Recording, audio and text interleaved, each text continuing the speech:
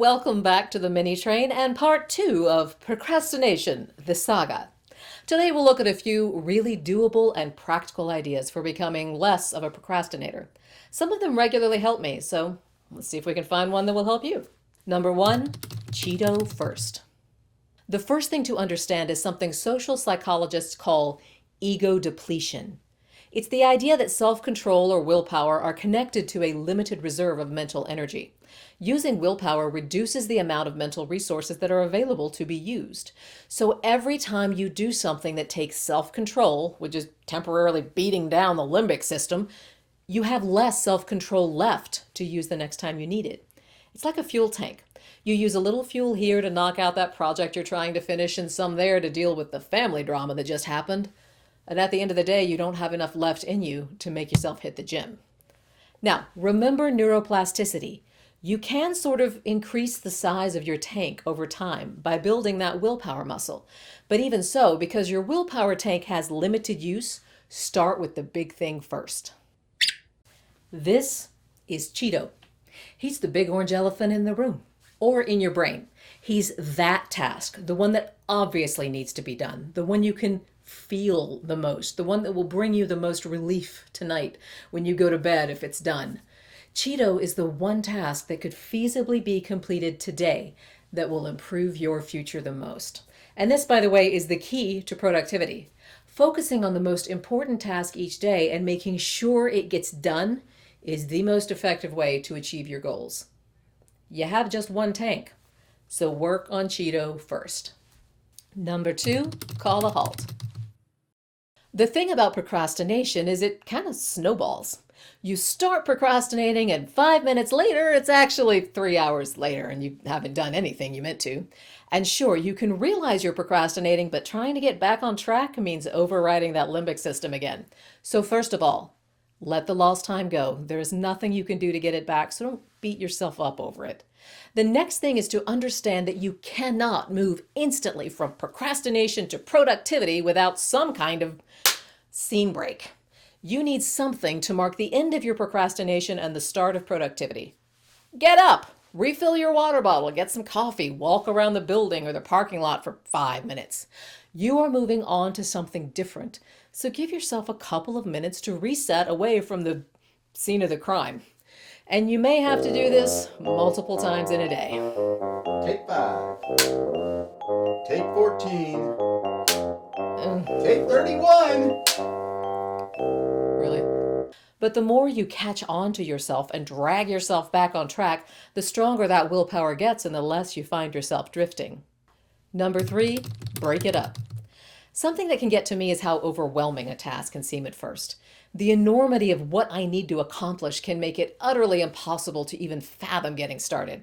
Too many pieces, too much work. So take a moment to recognize that every big task is made up of little bitty ones. Start with something small. It doesn't even have to be the start. Pick something in the middle if that's what gets you rolling. Eventually, all those little tasks start to add up to something big. And before you know it, your motivation comes from how far you've come, and procrastination is far less of an issue.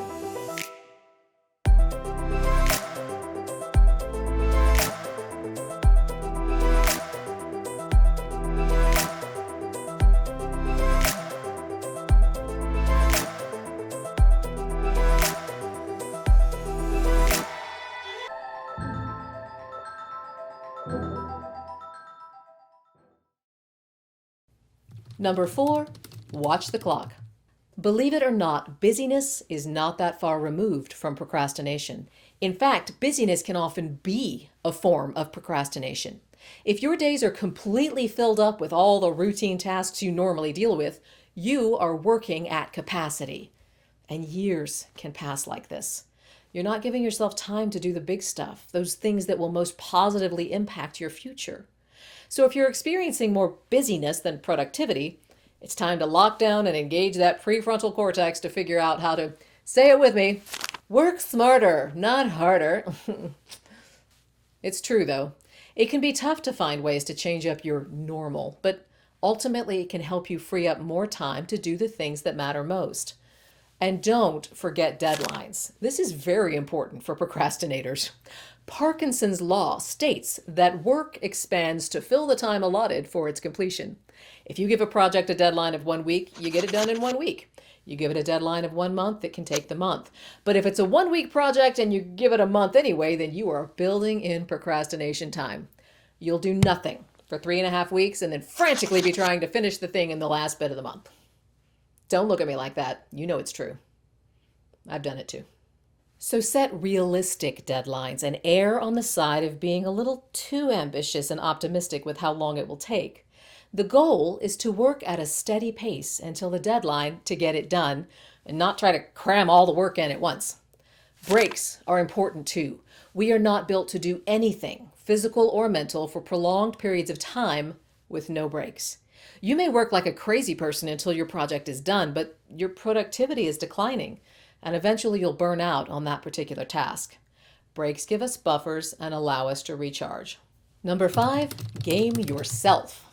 The last idea for becoming less of a procrastinator involves gaming your own brain. For example, I don't want to clean my kitchen, but it must be done. So to get myself started, usually the hardest part for a procrastinator, I'll set a timer for 15 minutes and tell myself I can stop when it goes off. The thing is, after 10 or 15 minutes of working, I'm invested and productive in what I'm doing. So when that timer goes off, I turn it off and keep cleaning. I know this is a trick I am playing on myself, and I fall for it every time. So try the timer trick.